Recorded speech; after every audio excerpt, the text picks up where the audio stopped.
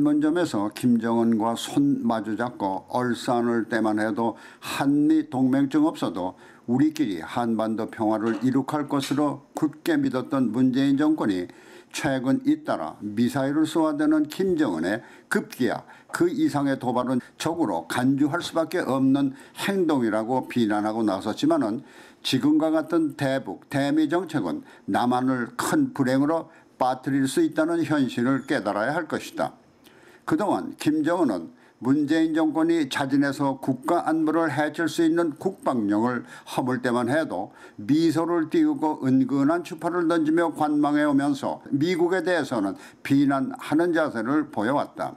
그러나 급기야 남한을 겨냥할 수 있는 단거리 미사일을 발사하기 시작하면서 남한에 대한 비난의 포문을 열기 시작한 것이다.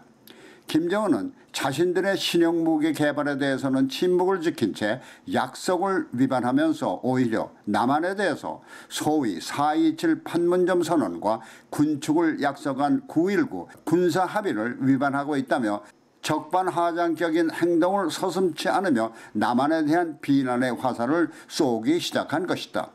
그러나 이에 대해서 문재인 정권은 강력한 주장 대신 오히려 북한의 그와 같은 행위를 묵인하는 듯한 자세를 보이다가 북한이 지난 일주일 새 3번의 단거리 미사일을 발사하자 더 이러면 적으로 간주할 수밖에 없다는 반응을 보인 것이다. 여기서 유의할 것은 그동안 밀월관계를 유지했던 김정은이 문재인과는 틈새가 벌어지고 있는 반면에 트럼프와는 마치 새로운 연애를 시작하는 듯한 언행을 서로 보이고 있다는 것이다. 일단 북한은 트럼프를 비난하는 대신에 남한을 비난하고 나선 것이다. 이는 남한과는 밀월관계가 끝나고 미국과 새로운 밀월관계를 맺겠다는 신호일 수 있다는 것이다.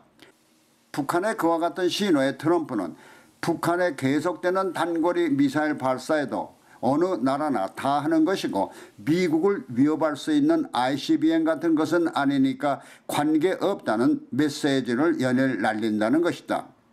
트럼프의 이와 같은 메시지는 그렇지 않아도 한미동맹 파괴를 외쳐대며 반미적 정책을 구사하고 있는 남한에 대한 동맹 차원의 방어가 무의미하다는 데서 남한을 겨냥한 단거리 미사일을 대수롭지 않게 여길 수 있다는 것이다.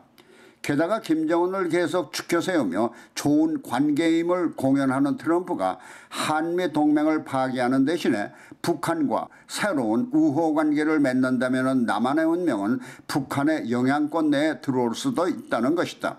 미국이 동북아의 패권을 위해 남한이 필요하다고 할 수도 있겠지만 일본과의 굳건한 동맹체제에 미국령 괌을 거점으로 한 방어선을 구축하면서 북한과 새로운 우호 관계를 맺는 결과가 온다면 그야말로 남한은 고립무원으로 만약의 경우 북한의 남침에도 속수무책일 수밖에 없는 것이다.